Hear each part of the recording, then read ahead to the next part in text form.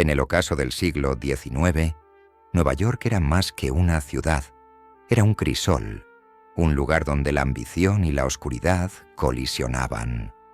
Las calles rebosaban de una especie de anarquía que seducía por igual a desesperados y a audaces. Y en esta ciudad volátil e inflexible emergió una figura, alguien cuya mente moldearía el lado oscuro de Estados Unidos.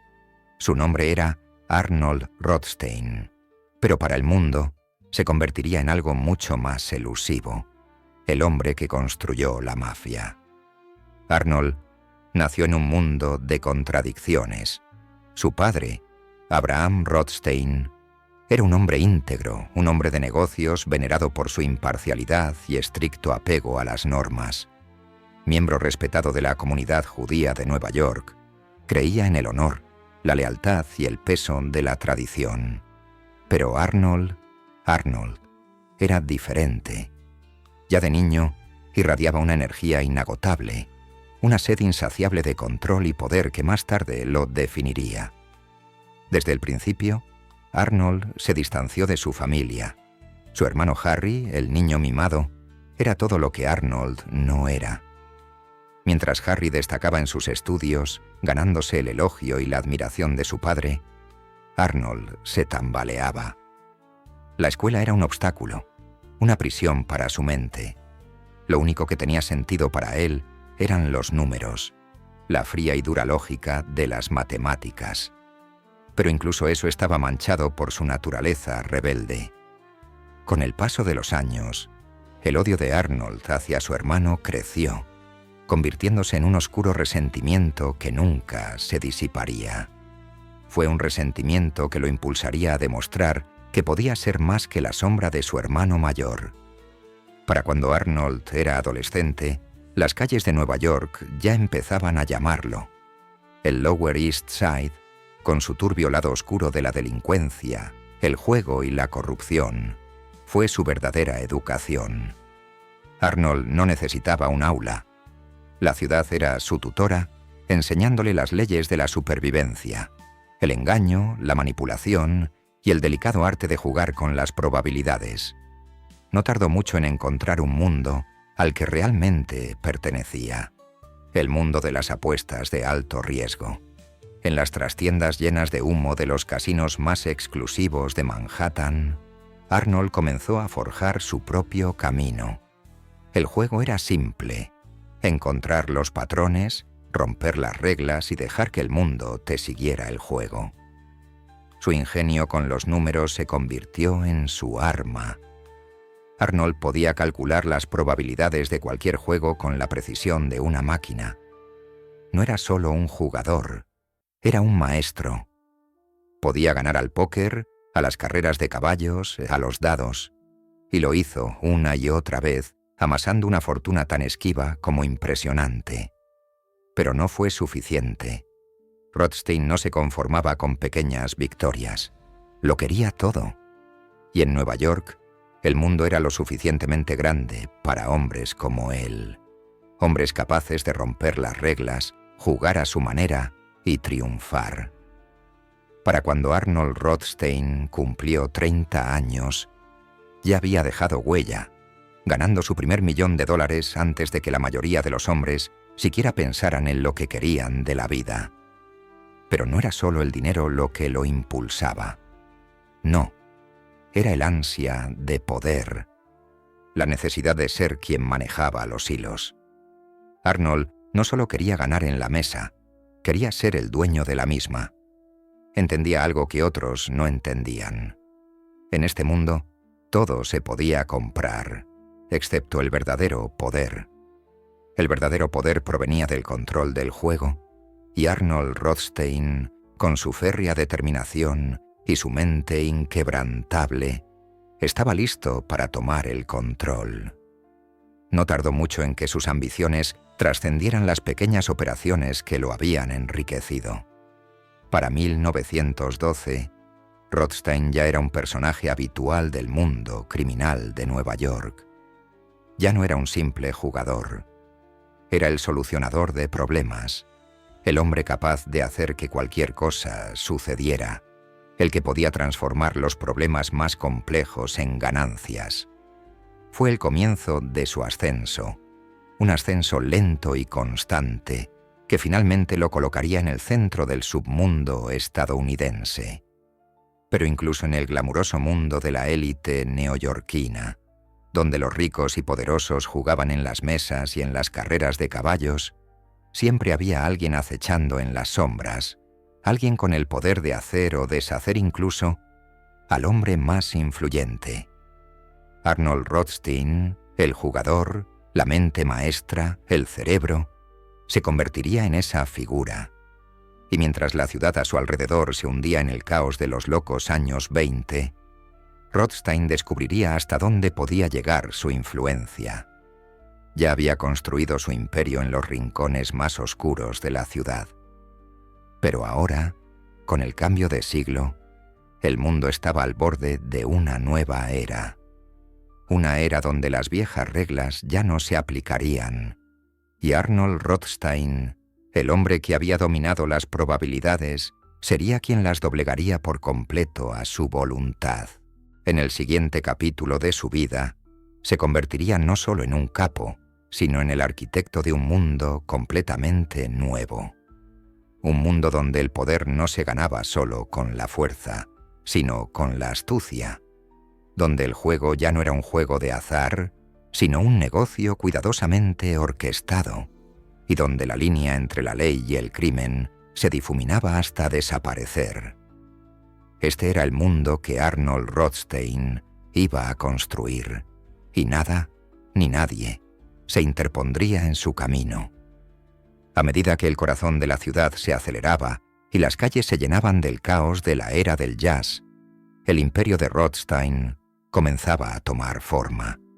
Pero con cada ascenso debe haber una caída, y por cada genio hay una debilidad, algo que acecha para desenredar los hilos cuidadosamente tendidos de una vida construida sobre el engaño y la manipulación. Arnold Rothstein no fue la excepción, y a medida que su control de la ciudad se fortalecía, pronto descubriría que incluso las mentes más brillantes pueden ser superadas. Pero por ahora, su imperio estaba a su disposición, y el mundo, al parecer, estaba a sus pies. La ciudad rebosaba ambición, pero en las sombras, algo más oscuro se agitaba. Arnold Rothstein ya había aprendido la primera regla del poder. No bastaba con tomar lo que se te daba. Había que doblegar al mundo a tu voluntad. Y con eso, se embarcó en un juego peligroso donde lo que estaba en juego no solo era alto, sino existencial. Ya no se trataba solo de dinero. Se trataba de volverse intocable, de transformarse en una figura tan central, tan esquiva, que incluso las fuerzas más poderosas de Nueva York se verían obligadas a contar con él. El mundo del crimen a principios del siglo XX era tan brutal como fragmentado. Las pandillas dominaban las calles, pero no eran más que fragmentos de un todo mayor, cada uno luchando por el dominio. Cada esquina era propiedad de alguien, ya fuera un matón local, un contrabandista o un jugador de poca monta. Nadie lo controlaba todo. Todavía no. Pero Arnold Rothstein no tenía intención de ser un jugador de poca monta. Su mente, afilada como una cuchilla, ya había empezado a calcular la manera de transformar el caos en orden, de tomar este mundo fracturado y sin ley y organizarlo como un negocio. Entendía algo que los demás no. Se podía amasar una fortuna no solo con lo visible, sino también con lo invisible. Para triunfar, no se necesitaba fuerza bruta. Se necesitaba control, influencia y una red tan vasta y profunda que nadie pudiera tocarte sin tocarlo todo. Y eso es exactamente lo que Rothstein construyó. Un imperio criminal donde cada jugador, cada matón, cada político y cada agente de la ley era solo una pieza más de su bien engrasada maquinaria. Pero este imperio no se construyó de la noche a la mañana, ni estuvo exento de amenazas. El ascenso de Rothstein no pasaría desapercibido. Ya había cruzado la línea cuando empezó a manipular el submundo como un titiritero. Las primeras grietas en su imperio aparecieron en la figura de sus rivales, hombres dispuestos a luchar por lo que creían suyo. Uno de esos rivales era un poderoso gángster llamado Monk Eastman, una figura notoria que dominaba las calles con miedo y brutalidad. Era un hombre violento, alguien que creía en la fuerza bruta de la fuerza. Pero para Arnold Rothstein, Monk Eastman era solo un jugador más al que burlar. La crueldad de Eastman era su mayor virtud, pero también su debilidad. Donde Eastman se apoyaba en la violencia, Rothstein se apoyaba en su inteligencia. Rothstein no necesitaba doblegar a sus enemigos, solo necesitaba ser más astuto que ellos. Y, vaya, si lo era. Rothstein sabía que para consolidar su posición en la ciudad, necesitaba más que solo dinero. Necesitaba respeto, y para ello, necesitaba contactos. Su genio residía en comprender el valor de las relaciones. No bastaba con dominar el mundo criminal. Rothstein necesitaba infiltrarse en el establishment. Se aseguró de que su influencia llegara no solo a las calles, sino también a las mismas instituciones que afirmaban mantener la ley y el orden. La policía, los jueces, los políticos. Estos eran los verdaderos agentes del poder en Nueva York, y Rothstein sabía que, para sobrevivir, tenía que jugar en ambos bandos. Y así, Rothstein comenzó a hacer lo que pocos hombres se atrevían. Se convirtió en una figura clave en los sistemas político y legal de la ciudad. Sobornó a políticos, forjó relaciones con agentes de la ley y manipuló el sistema a su favor. Cuando la policía de Nueva York allanó una de sus partidas de póker en 1917, Rothstein no se inmutó. En una impactante demostración de control, disparó a 3 oficiales justo delante de 30 testigos. Pero en lugar de que la bala pusiera fin a su reinado, solo consolidó su poder. Cuando el caso llegó a juicio, ocurrió algo extraordinario. Los 8 oficiales, los que habían presenciado el crimen, afirmaron no recordar quién había disparado. Y así, sin más, Arnold Rothstein salió libre. Su nombre se convirtió en leyenda, susurrado entre el miedo y la admiración. Este no era un gángster cualquiera. Este era el hombre que hacía que el sistema funcionara a su favor. No era un matón callejero. Era un genio que había aprendido a manipular los cimientos de la ciudad. Rothstein se había ganado su lugar en el submundo criminal de la ciudad, pero ahora le había llegado el momento de jugar un juego aún más grande. Había más en juego que nunca, y el mundo del deporte, especialmente el béisbol, estaba a punto de convertirse en su nueva frontera. Era el año 1919. Y la ciudad bullía de anticipación por la Serie Mundial. El béisbol no era solo un deporte en Estados Unidos, era una religión. Los Medias Blancas de Chicago eran los grandes favoritos para ganar, pero entre bastidores se avecinaban problemas. Los jugadores de los Medias Blancas estaban descontentos, furiosos con su tacaño dueño, Charles Comiskey, quien se negaba a pagarles lo que se les debía. Estaban listos para ser explotados, y Rothstein, siempre oportunista, vio una oportunidad. No solo quería ganar, quería controlar el resultado. Esta fue una apuesta sin precedentes para Rothstein. Amañar un partido no era lo mismo que manipular una mesa de póker o asegurar el resultado de una carrera de caballos. Era la Serie Mundial, el evento más sagrado del deporte estadounidense. Pero Rothstein no era un apostador cualquiera. Era el hombre que se había forjado una carrera manipulando las probabilidades y el destino. Y así, con la precisión de un maestro del ajedrez, orquestó una de las manipulaciones más audaces y osadas que el mundo haya visto jamás. Amaño la Serie Mundial de 1919. Pero las cosas no salieron según lo planeado. Rothstein subestimó la avaricia y la desesperación de los jugadores. Les había prometido millones, pero no habían recibido ni un céntimo de sus ganancias. Lo que empezó como un plan cuidadosamente calculado se convirtió rápidamente en un caos. A medida que las partidas continuaban, la ira de los jugadores aumentaba. Empezaron a enfrentarse entre sí. La confianza se desvaneció, y lo que se suponía que sería un fraude impecable empezó a desmoronarse.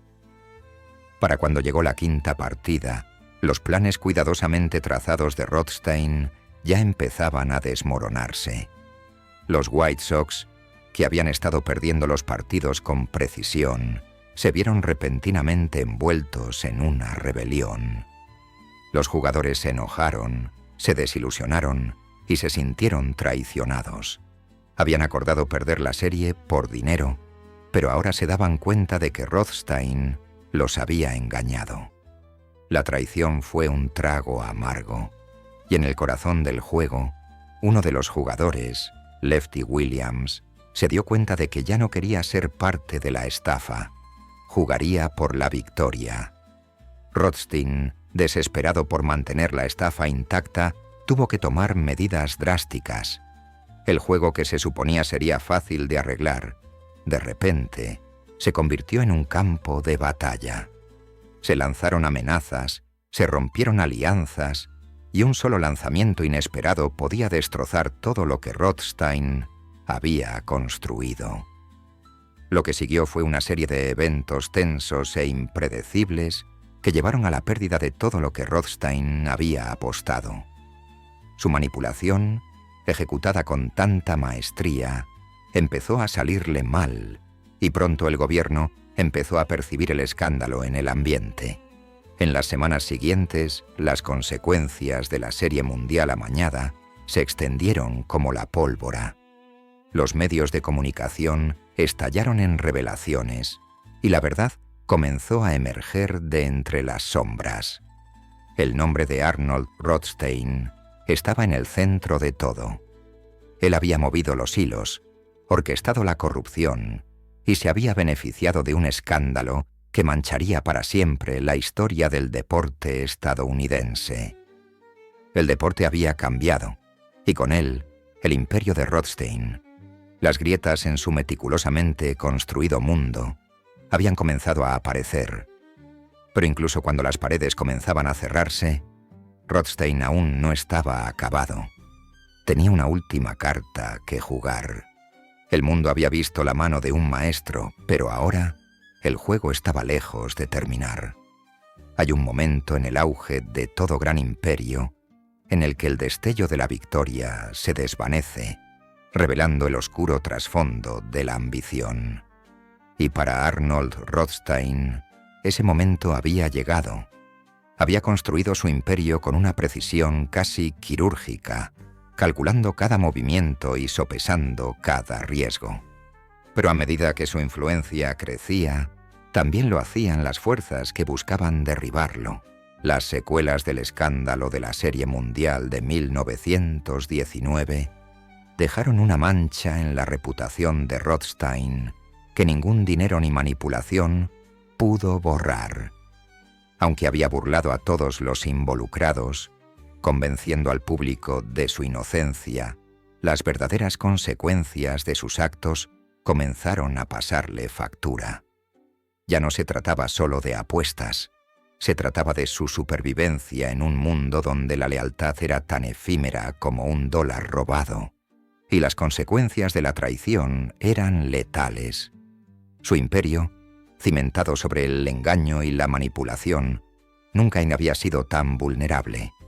La otrora impenetrable red de aliados de Rothstein, gánsteres, políticos, policías, empresarios, ahora veía cómo se agrietaban. Incluso quienes una vez le habían jurado lealtad comenzaron a preguntarse si era realmente el genio que aparentaba o simplemente un hombre al que se le había acabado la suerte. Los rumores de un cambio de rumbo comenzaron a convertirse en una tormenta. Pero Rothstein no era un hombre que simplemente se desvaneciera. Su instinto de supervivencia era más afilado que cualquier espada. Cuando una puerta se cerraba, abría otra, y su genio no residía en evitar la tormenta, sino en usarla a su favor. Rothstein sabía que el juego no había terminado. Aún había caminos que podía controlar, aún maneras de asegurar su dominio, incluso en un mundo que parecía volverse lentamente en su contra. Cambió su enfoque. La prohibición había convertido a Estados Unidos en una nación sedienta de licor. Pero el alcohol ya no era solo una mercancía. Se había convertido en una zona de guerra, un campo de batalla para criminales, políticos y la ley. Fue en este caos que Rothstein vio su próxima gran oportunidad. Pero esta vez había mucho más en juego que antes. No se trataba solo de manipular deportes o amañar algunas partidas de póker. Se trataba de tomar el control del mercado ilegal más valioso de una nación, uno que prometía mayores recompensas y mayores peligros que cualquier cosa que hubiera hecho antes. La época de la prohibición, con su promesa de riquezas incalculables, sacó a relucir lo peor del hombre. Creó un mercado clandestino donde gánsteres como Al Capone y George Box Moran luchaban por el control de las rutas de contrabando, los bares clandestinos y la distribución de alcohol. Pero donde otros veían caos, Arnold Rothstein vio una oportunidad de negocio, una forma de dominar un mercado abierto, listo para ser conquistado. Y como un maestro del ajedrez, Rothstein hizo su jugada. Ya no se limitaba a jugar a las cartas o a los dados, se jugaba el destino de toda una nación. Rothstein fue el primero en reconocer que si lograba controlar el flujo de alcohol, si lograba navegar por la intrincada red de contrabando, soborno y cadenas de suministro, podría amasar una fortuna inimaginable. La apuesta era más grande que cualquier partida de póker en la que hubiera participado. Pero Rothstein no temía el riesgo. Al fin y al cabo, siempre había sabido cómo inclinar la balanza a su favor. Empezó con un negocio pequeño, estableciendo alianzas clave con destiladores de Escocia, contrabandeando barriles de whisky escocés premium a través del Atlántico y asegurándose de que llegaran a manos de los ricos, los poderosos y los corruptos. A Rothstein no le interesaba inundar las calles con licor barato y de contrabando. No, él entendía el juego mejor que eso. Sabía que el verdadero dinero residía en proporcionar alcohol de alta gama a la élite. Gente dispuesta a pagar lo que fuera por conseguir el mejor whisky, lejos de la podredumbre barata que inundaba las calles. Pero la verdadera brillantez de Rothstein no residía solo en la calidad del licor, sino en el sistema que construyó a su alrededor.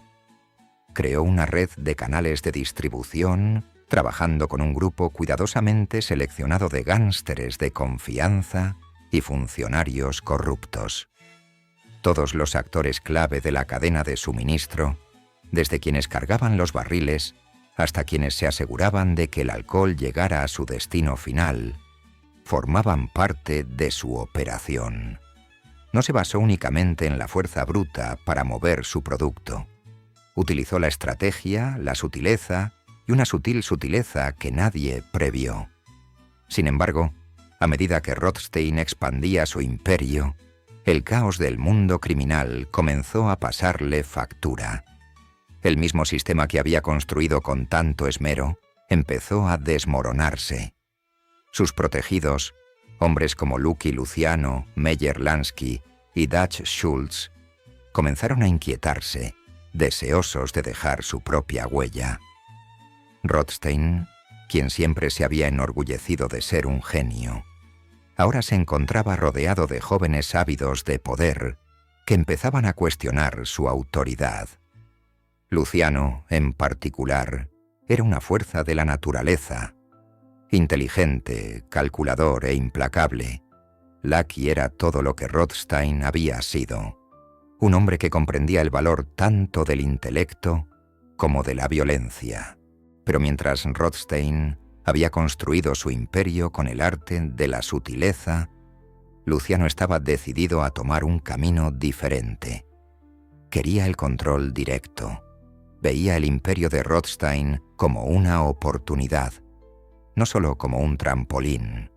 Y en esa ambición, vio la oportunidad de trascender la sombra del hombre que una vez lo había guiado.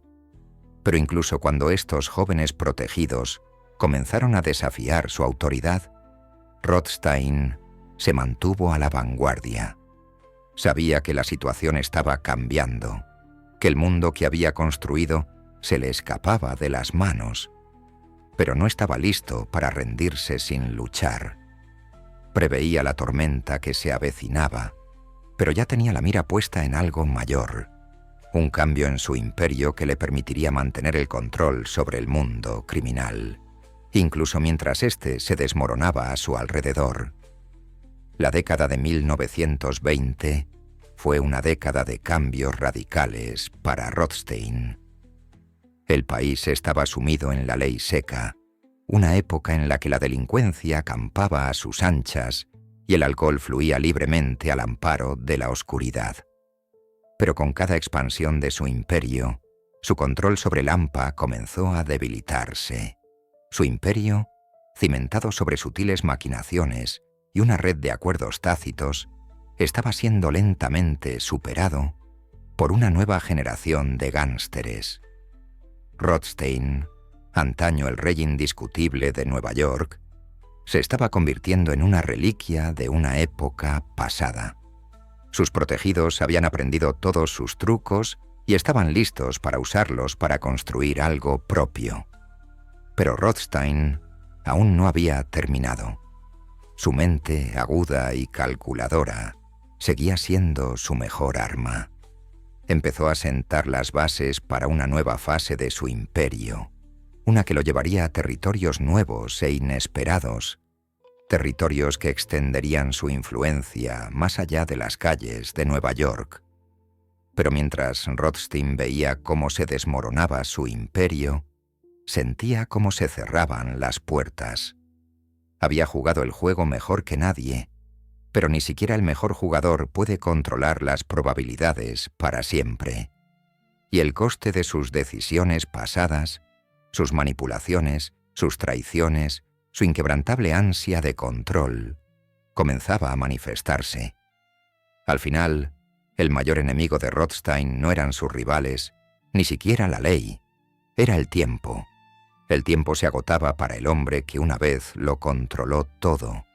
Y aunque continuara luchando, manipulando, engañando, no había escapatoria a lo inevitable. Se avecinaba la tormenta, y Rothstein, por primera vez en su vida, no estaba seguro de poder sobrevivir. Todo imperio, por grande que sea, se construye sobre la base de promesas frágiles y hombres aún más frágiles. Arnold Rothstein estuvo en la cima del submundo neoyorquino, un rey en un reino de sombras, pero incluso las mentes más fuertes tienen límites. El mundo que Rothstein había forjado meticulosamente, un imperio tejido a base de secretismo, manipulación y frío cálculo, comenzaba a fracturarse, pieza a pieza, y con cada grieta el colapso del imperio se hacía inevitable. La transición del genio a la desesperación suele ser silenciosa. Durante un tiempo, Rothstein continuó jugando su juego con calma y precisión implacable, incluso cuando el peso de sus decisiones pasadas comenzaba a pasarle factura. Había sido el arquitecto de toda una red criminal, una red que abarcaba desde las trastiendas de los casinos de lujo de Manhattan hasta las operaciones ilícitas de contrabando de alcohol durante la Prohibición. Había manipulado cada rincón del submundo neoyorquino, burlando a todos, desde matones callejeros hasta los políticos de más alto rango. Pero ahora, al comenzar la década, el mismo sistema que había construido comenzaba a devorarlo. La primera señal real de problemas llegó en 1926. Fue un año de pérdidas y tensión tácita para Rothstein. Su confianza, antes inquebrantable, había empezado a erosionarse, reemplazada por una persistente sensación de vulnerabilidad. Siempre se había enorgullecido de controlar el juego, pero ahora parecía que se le escapaba de las manos. La ciudad, las calles, incluso los hombres a los que había guiado, todos parecían estar en su contra. La creciente oleada de gánsteres, ahora más despiadados y ávidos de poder que nunca, había empezado a marginar a Rothstein. El imperio de Rothstein seguía siendo vasto, pero las grietas empezaban a aparecer. Sus protegidos, hombres como Lucky Luciano, Meyer Lansky y Dutch Schultz, ya no eran los leales lugartenientes que una vez había moldeado a su imagen. Se estaban volviendo más independientes, más ambiciosos y más peligrosos. Habían aprendido de los mejores, pero ahora querían más, y a medida que crecían sus aspiraciones, también lo hacía su disposición a desafiar la autoridad de Rothstein. El equilibrio de poder estaba cambiando, y Rothstein, por primera vez en su vida, era incapaz de detenerlo. Luciano, en particular, era una espina en el costado de Rothstein. Antaño su protegido. Ahora su rival, Luciano era la personificación de una nueva era de gánsteres. Un hombre que no se conformaba con jugar desde la sombra. Quería controlar el juego, tomar las riendas del imperio que Rothstein había construido con tanto esmero. Y Rothstein, siempre estratega, reconoció la amenaza demasiado tarde. La gota que colmó el vaso fue una partida de póker. Se suponía que sería un asunto rutinario, una partida de alto riesgo que Rothstein podría controlar con facilidad. Pero esta vez, la suerte no le acompañó. Rothstein perdió la asombrosa cantidad de $300.000, una suma tan enorme, incluso para él, que conmocionó a toda su operación. La pérdida no fue solo económica, fue un golpe a su ego, una grieta en la fachada de invencible mente maestra. En el inframundo, un hombre que no podía pagar sus deudas era un hombre cuya vida corría peligro.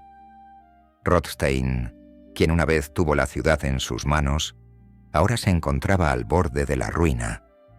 Los hombres en quienes una vez confió, los hombres que le debían todo, ahora se distanciaban de él.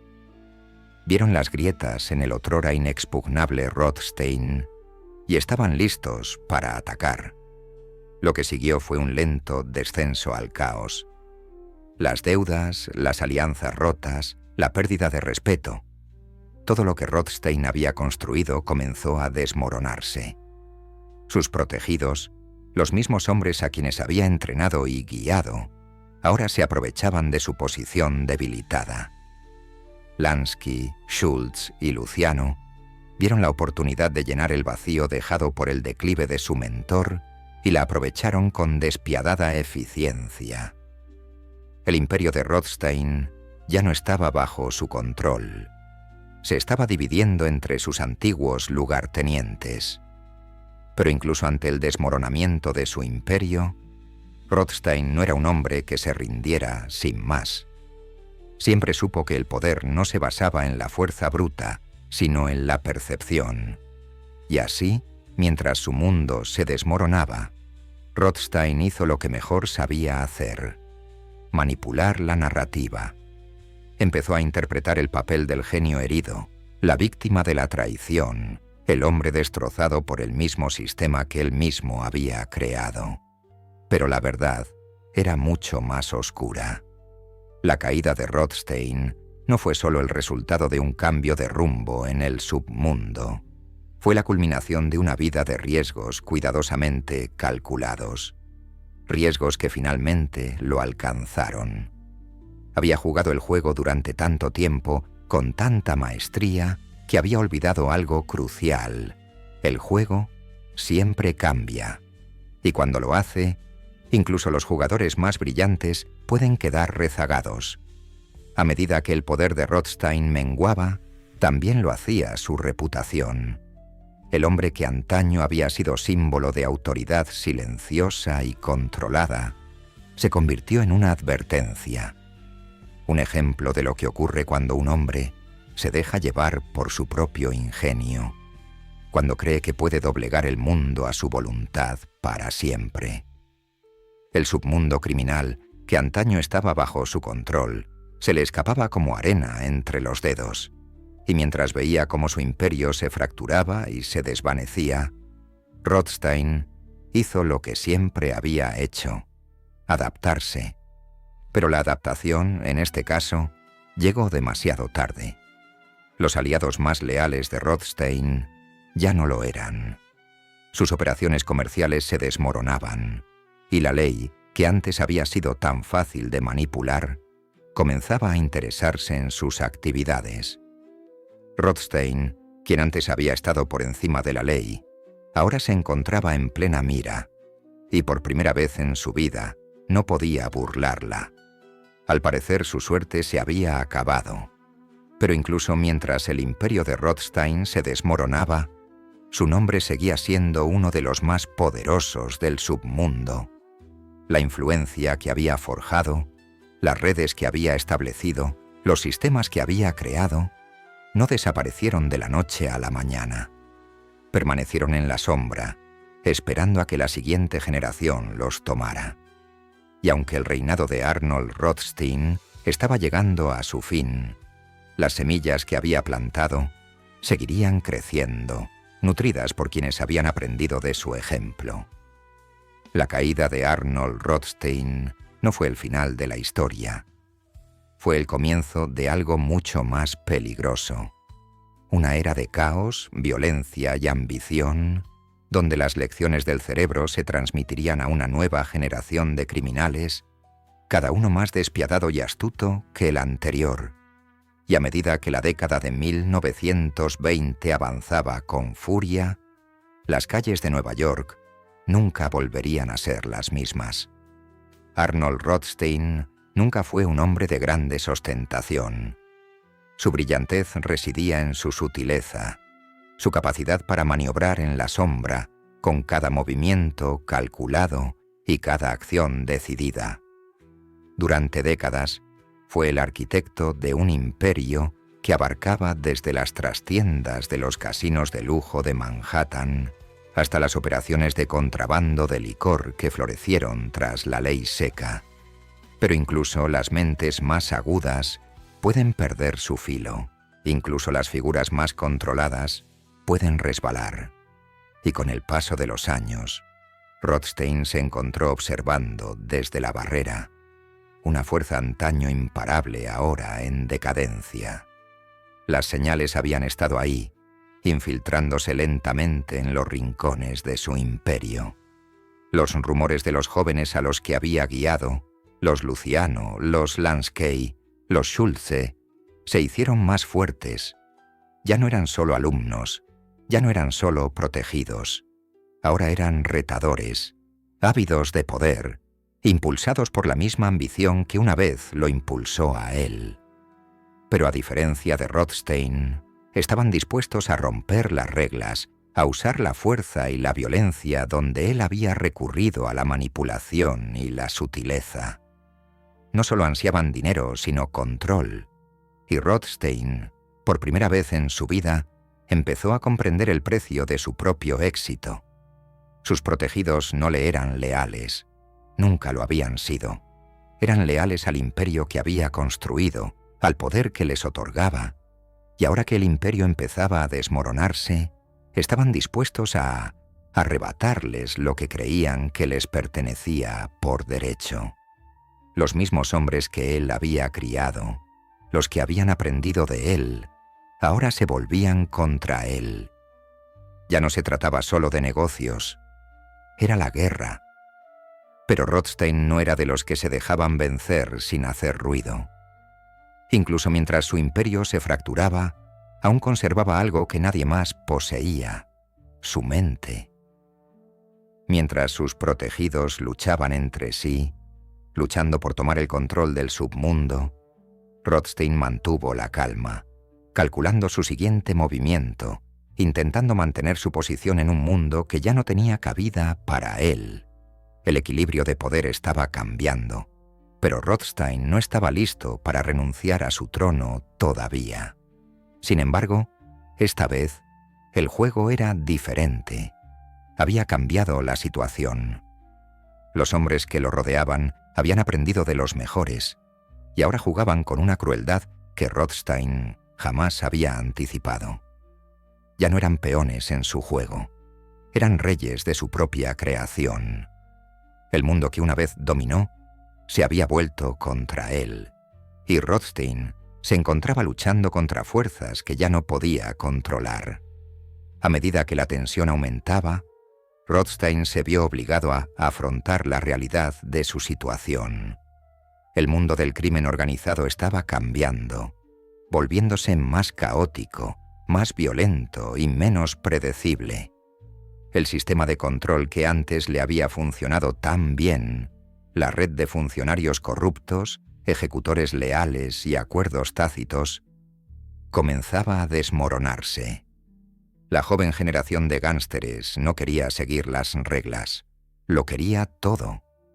Querían rehacer el mundo a su imagen, y Rothstein era un obstáculo que ya no estaban dispuestos a tolerar. El golpe final llegó en forma de una partida de póker. Se suponía que sería una noche más para Rothstein, otra partida de alto riesgo donde podría superar a sus oponentes y marcharse con una pequeña fortuna. Pero esta vez, las probabilidades estaban en su contra de una forma que nunca imaginó. Perdió, y no fue una pérdida pequeña, sino catastrófica. Rothstein perdió $320.000, una cantidad que, incluso para un hombre de su riqueza, era una suma asombrosa. Por primera vez en años, se encontraba en el lado equivocado de la ecuación. Fue más que un simple golpe financiero. Fue una pérdida de control, una grieta en la fachada de invencibilidad que había construido durante décadas. El submundo comenzaba a volverse contra él, y los hombres en los que había confiado, aquellos a quienes había ayudado a formar, ahora ansiaban venganza. Los rumores se convirtieron en rumores, y los rumores en acusaciones. Rothstein había perdido. Había perdido en la mesa de póker, y ahora perdía la partida que había jugado durante tanto tiempo. El hombre que una vez lo controló todo ahora era incapaz de detener la ola de traición y caos que se abalanzó sobre él. Pero incluso mientras la soga se apretaba a su alrededor, Rothstein no estaba dispuesto a rendirse sin luchar. Siempre había sido un hombre capaz de manipular las probabilidades a su favor, y no iba a permitir que su caída fuera el final de la historia. Aún tenía aliados, aún tenía conexiones que podían ayudarlo a sobrevivir, pero la verdad comenzaba a calar. El juego había cambiado, y Rothstein ya no era quien manejaba los hilos. Se había convertido en una reliquia de una época pasada, un hombre cuyo tiempo había pasado. Y entonces, justo cuando parecía que el imperio de Rothstein era insalvable, ocurrió lo impensable. El 4 de noviembre de 1928, Rothstein recibió un disparo.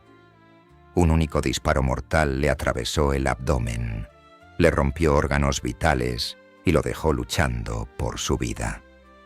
El hombre que una vez fue intocable, cuya influencia había llegado a todos los rincones de Nueva York, era ahora un hombre moribundo, aferrándose a la vida de la misma manera que se había aferrado al poder durante tanto tiempo. Las circunstancias del tiroteo fueron tan turbias como la vida de Rothstein. Algunos afirmaban que se debía a que no había pagado una deuda de juego de $300.000 a un hombre llamado George McManus. Otros murmuraban que se trataba de una venganza personal, una vieja cuenta pendiente. Fuera cual fuera la verdad, no importaba. Arnold Rothstein, el cerebro, el rey del hampa, era ahora víctima del mismo juego que una vez dominó. En las últimas horas de su vida, Rothstein permaneció tan enigmático como siempre. Se negó a nombrar a su asesino, incluso mientras agonizaba en una cama de hospital. Mantuvo los labios sellados. Su mente seguía calculando, incluso mientras su cuerpo lo traicionaba. Cuando le preguntaron quién le había disparado, simplemente respondió: «Mi madre lo hizo, Paddy». Fue una última y críptica evasión, una respuesta que solo ahondó aún más el misterio de su muerte. Rothstein falleció el 5 de noviembre de 1928. Su funeral fue discreto, un marcado contraste con la figura imponente que había sido. Solo asistieron 200 dolientes, muy lejos de las grandiosas demostraciones de poder y riqueza que habían definido su vida. Pero en el submundo, su muerte causó conmoción. El rey había muerto, y las calles de Nueva York nunca volverían a ser las mismas. Sin embargo, incluso después de su muerte, la influencia de Arnold Rothstein perduró. Su legado perduraría en los hombres a quienes guió, los hombres que dominarían el mundo que él creó. Lucky Luciano, Meyer Lansky, Dutch Schultz y otros, todos debieron su ascenso al hombre que les enseñó el arte del crimen organizado. Tomarían lo que Rothstein había construido y lo transformarían en algo nuevo, más violento, más poderoso. El imperio de Rothstein se había derrumbado, pero el plan que dejó perduraría. Rothstein se había ido, pero su mundo seguía en pie.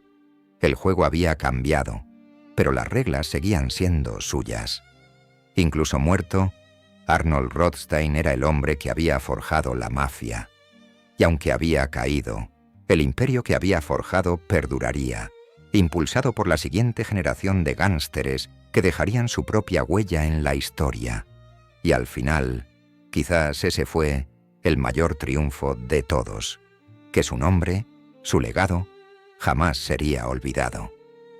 El aire nocturno de Nueva York vibraba con el zumbido del cambio, una energía inquieta que traía los susurros de hombres que habían caminado en las sombras, dejando tras sí un rastro de ambición, traición y sangre. Arnold Rothstein había pasado su vida navegando en esa oscuridad, moldeando la ciudad con la precisión de un maestro artesano. Pero el mundo había cambiado. Las reglas habían cambiado. E incluso los más grandes arquitectos no pueden escapar de la fuerza del tiempo. La muerte de Rothstein en 1928 fue silenciosa, pero su impacto resonó en el alma misma del hampa neoyorquina. No fue el fin de un imperio, fue el fin de una era. Los hombres que habían aprendido de él, los hombres que una vez fueron sus protegidos, ahora se encontraban al borde de su propio poder. Lucky Luciano, Meyer Lansky, Dutch Schultz. Estos hombres habían sido formados a imagen de Rothstein, pero eran diferentes. Eran despiadados y estaban hambrientos. No solo querían controlar el juego, querían ser dueños de él. Era irónico. Rothstein se había pasado la vida enseñándoles el arte de la sutileza, el valor de la fineza y el poder de la paciencia.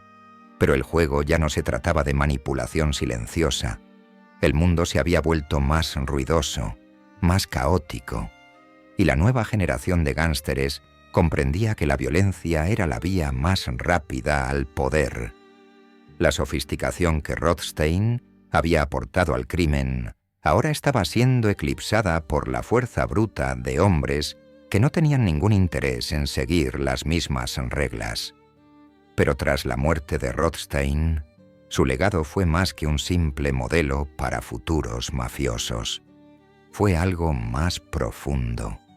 Había sido más que un genio criminal. Había sido un símbolo, un mito, un hombre cuyo nombre se había convertido en sinónimo de poder. E incluso en su ausencia, el sistema que había creado seguía funcionando. El imperio de Rothstein pudo haberse derrumbado, pero el entramado del crimen organizado la misma mecánica que le había permitido prosperar, permaneció intacto. Fue este sistema el que Luciano, Lansky y los demás tomarían y transformarían en algo aún más formidable. Luciano, en particular, parecía estar listo para ocupar el puesto de Rothstein en la cima. Rothstein siempre había sido un hombre que jugaba a largo plazo, que operaba en la sombra y usaba su mente como arma. Pero Luciano era diferente.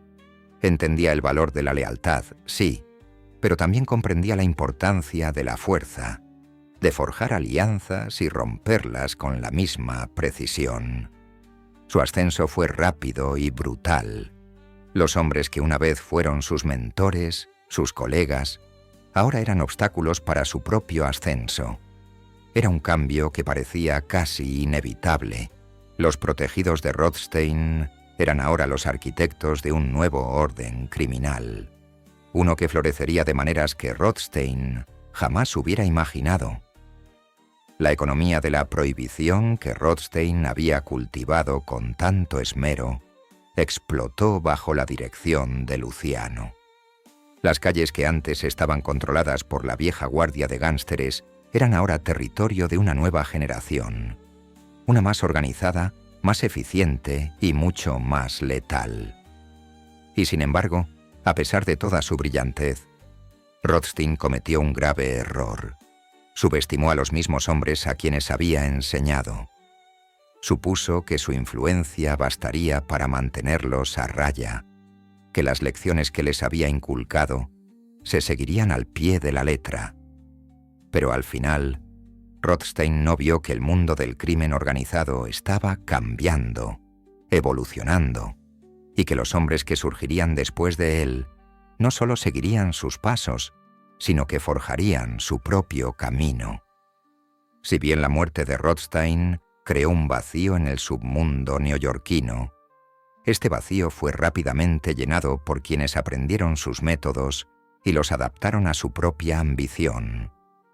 El imperio de sofisticación y sutileza que Rothstein había construido fue reemplazado por un nuevo orden, impulsado por la violencia, el poder y un despiadado afán de dominio. Pero había algo único de Rothstein en esta transición, algo en la forma en que su legado perduraba. A pesar de la violencia, la corrupción y el caótico nuevo mundo que se estaba formando, el meticuloso enfoque de Rothstein hacia el crimen, la forma en que combinaba los negocios con el vicio, la forma en que trataba el mundo criminal como una corporación, permaneció en la base del éxito de esta nueva generación. Incluso muerto, Arnold Rothstein era más que un simple nombre. Era un símbolo de lo que se podía lograr en la sombra. Había tomado un mundo caótico y lo había transformado en algo organizado, algo rentable. Y aunque las calles de Nueva York se volverían aún más sangrientas, aún más anárquicas en los años venideros, la huella de Rothstein permanecería en cada trato, cada estafa, cada traición.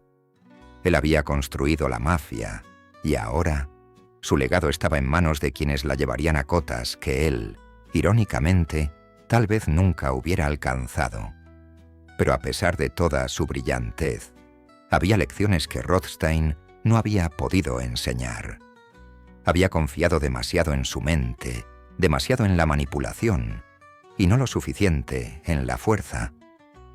El mundo que había construido había sido un equilibrio delicado, pero ese equilibrio se hizo añicos en el momento en que su imperio empezó a tambalearse. Rothstein había sido un maestro del control, pero había subestimado las fuerzas que acompañaban al poder que ejercía. Al final, esas fuerzas lo consumirían, como siempre. Sin embargo, a medida que la historia de Rothstein se desvanecía de las calles de Nueva York, su influencia persistió. Los hombres a quienes había guiado, los hombres a quienes había moldeado, construirían sus propios imperios, sus propias dinastías. Gobernarían con la misma precisión fría que Rothstein había usado antaño, pero lo harían con mano de hierro. Ya no habría sutileza ni fineza, solo habría poder, y aquellos dispuestos a hacer lo que fuera para apoderarse de él. Rothstein siempre supo que el juego cambiaría. Lo que no se dio cuenta fue que cometió el error de creer que podría controlarlo para siempre. Y aunque el mundo que había construido comenzó a desmoronarse tras su muerte, su legado perduraría en aquellos que jamás olvidarían las lecciones que les enseñó. Arnold Rothstein había construido el submundo, pero en los años venideros, este construiría algo mucho más peligroso. Sería un imperio de violencia, codicia y ambición, uno que llevaría la huella del propio Rothstein. Su imperio se había perdido, pero el juego seguía siendo suyo. Y la siguiente generación de gánsteres lo jugaría mejor, más rápido y con mucha más crueldad que él. Rothstein se había ido, pero su sombra se cernía enorme sobre las calles de Nueva York, y a medida que se desarrollaba el siguiente capítulo del crimen organizado, quedó claro que su legado nunca moriría del todo. La noche en que murió Arnold Rothstein, el submundo de Nueva York no solo perdió a un líder, sino también a su guía. Y aunque su cuerpo fue enterrado en la tranquila tierra del cementerio Union Field, la influencia de Arnold Rothstein, su intelecto y el imperio que había construido nunca abandonaron del todo las calles de esta ciudad caótica y devastada. Los hombres que lo habían seguido, venerado y aprendido de él, ahora se encontraban al borde de algo mucho mayor. Lo que Rothstein había creado no era solo un imperio, sino un plan maestro, un conjunto de principios sutiles pero potentes que serían llevados adelante por quienes se alzarían en su ausencia. Pero el juego había cambiado. El mundo que Rothstein había construido ya no era suficiente. Las calles estaban ahora gobernadas por una nueva generación, una que había aprendido todos los trucos de los viejos maestros, pero no se conformaba con vivir en las sombras. Ansiaban poder, listos para llevar el imperio a lugares a los que Rothstein nunca se había atrevido. Y así, tras su muerte, el submundo de Nueva York se convirtió en un campo de batalla, un lugar feroz y caótico donde los mismos hombres que había preparado para seguir sus pasos comenzaron a desgarrarse entre sí. Lucky Luciano, el protegido que una vez había admirado a Rothstein como una figura paterna, fue el primero en ver la oportunidad tras su muerte.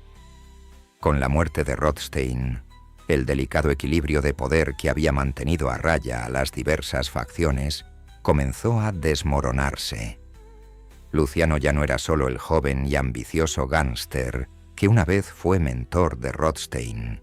Ahora era el hombre que forjaría su propio legado, no con la sutileza y el cálculo de su mentor, sino con fuerza bruta, maniobras políticas y alianzas estratégicas.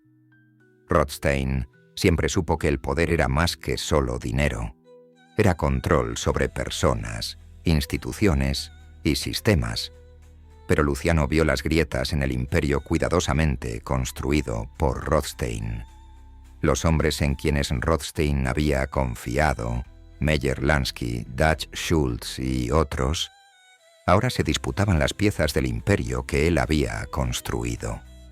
Competían por el control, intentando reclamar el territorio que Rothstein una vez dominó.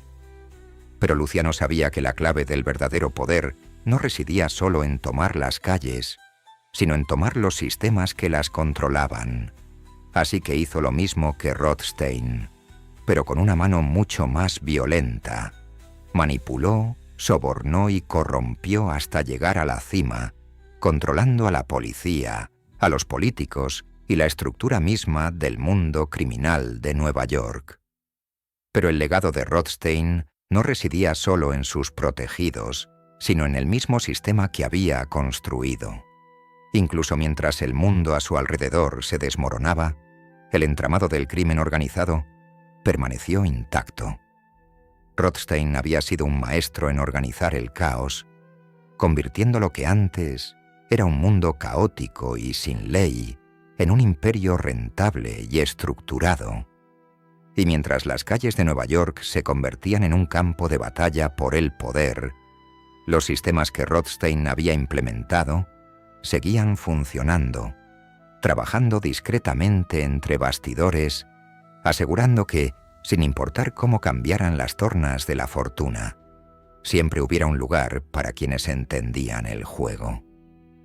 Meyer Lansky, quien había sido la mano derecha de Rothstein en muchas de sus empresas, vio el potencial tras la muerte de Rothstein. Lansky, con su serenidad y su naturaleza calculadora, sabía que aún había una fortuna por amasar. Mientras Luciano avanzaba a la fuerza, recurriendo a la fuerza y la intimidación, Lansky adoptó un enfoque diferente. Comenzó a consolidar su poder en la sombra, construyendo un imperio propio, eligiendo cuidadosamente sus batallas y asegurándose de que cada movimiento estuviera calculado. Lansky conocía bien los métodos de Rothstein, los había aprendido bien, pero comprendía algo que Rothstein nunca había comprendido del todo. El futuro no solo residía en controlar Nueva York, sino en controlar a las mafias nacionales, en crear un imperio que se extendiera más allá de la ciudad y llegara a cada rincón de Estados Unidos. Pero a medida que el imperio que Rothstein había construido comenzó a fracturarse, el vacío de poder creó algo mucho más peligroso. Dutch Schultz, un gángster cuya crueldad había sido una sombra bajo el control calculador de Rothstein, ahora ascendía en un intento de forjar su propio pedazo del submundo. Era violento, impredecible, y estaba impulsado por la necesidad de demostrar su valía, rasgos que antaño habían sido precisamente aquello contra lo que Rothstein había advertido. Sin embargo, en el vacío dejado por la muerte de Rothstein, Schultz vio la oportunidad de reivindicarse, utilizando la violencia y el miedo para intimidar y controlar a sus rivales. Pero lo que Schultz no entendía, lo que Rothstein siempre había sabido, era que el juego no se trataba solo de miedo, se trataba de influencia, y en su temeraria búsqueda de poder, Schultz se convirtió rápidamente en una carga, un comodín que los demás jugadores no tenían más remedio que eliminar. Con el paso de los años, el legado de Arnold Rothstein dejó de ser de manipulación silenciosa y sutileza. Los hombres que lo sucedieron, Luciano, Lansky, Schultz y otros, habían asimilado las lecciones que les había enseñado y las habían transformado en algo más crudo, más violento y más peligroso. No solo querían controlar la ciudad, querían controlar todo el país. Comenzaron a formar alianzas, crear sindicatos y a conquistar territorios que se extendían de costa a costa, y aunque el imperio de Rothstein se había derrumbado, su sistema, su legado, perduró. Rothstein había sido el arquitecto de la mafia moderna, pero sus protegidos, los hombres que aprendieron de él y adaptaron sus métodos, fueron quienes la impulsaron a nuevas alturas. Luciano, Lansky y los demás transformaron el panorama del crimen organizado en algo más estructurado, más disciplinado y mucho más rentable. Construyeron un imperio criminal muy distinto de las caóticas operaciones callejeras que habían definido el submundo antes de la época de Rothstein, y lo hicieron con una combinación del cálculo tradicional de Rothstein y su propia disposición a aceptar las violentas realidades del nuevo mundo. Pero a pesar del auge de la nueva mafia, a pesar de las vastas organizaciones criminales que florecieron tras la muerte de Rothstein, la sombra de Arnold Rothstein nunca desapareció del todo. Su nombre seguía murmurándose en las calles de Nueva York. Su influencia se cernía sobre cada trato, cada apretón de manos y cada traición. Y aunque el imperio que había construido estaba ahora en manos de una nueva generación de gánsteres. Nunca olvidarían las lecciones que les había enseñado. Para Arnold Rothstein, el juego nunca se había tratado realmente de poder ni riqueza. Se había tratado de algo más elusivo, el control. E incluso muerto, incluso mientras su imperio se desmoronaba y sus protegidos se enfrentaban entre sí, su influencia seguía moldeando el submundo. Al final, no solo importaba el dinero ni el crimen. Era el legado de un hombre que comprendió algo que pocos entendían, que el verdadero poder en este mundo no residía en la violencia, sino en el juego mismo. Y con el fin de los locos años 20 y el mundo del crimen organizado entrando en una nueva era, era evidente que el juego nunca volvería a ser el mismo. El imperio de Rothstein había caído, pero su legado, la cuidadosa y calculada red de influencia y control, había pasado a una nueva generación de gánsteres que lo llevarían más lejos de lo que él jamás hubiera imaginado. El cerebro había desaparecido, pero su sombra permaneció, mucho después de que el horizonte de la ciudad cambiara, mucho después de que las calles se empaparan con la sangre de quienes siguieron sus pasos. Arnold Rothstein había construido la mafia, y aunque había muerto, sus huellas estarían en cada dólar, cada trato y cada cambio de poder por venir. Al final, ese fue el verdadero genio de Arnold Rothstein. No que hubiera controlado el inframundo, sino que había construido los mismos sistemas que continuarían controlándolo mucho después de su muerte.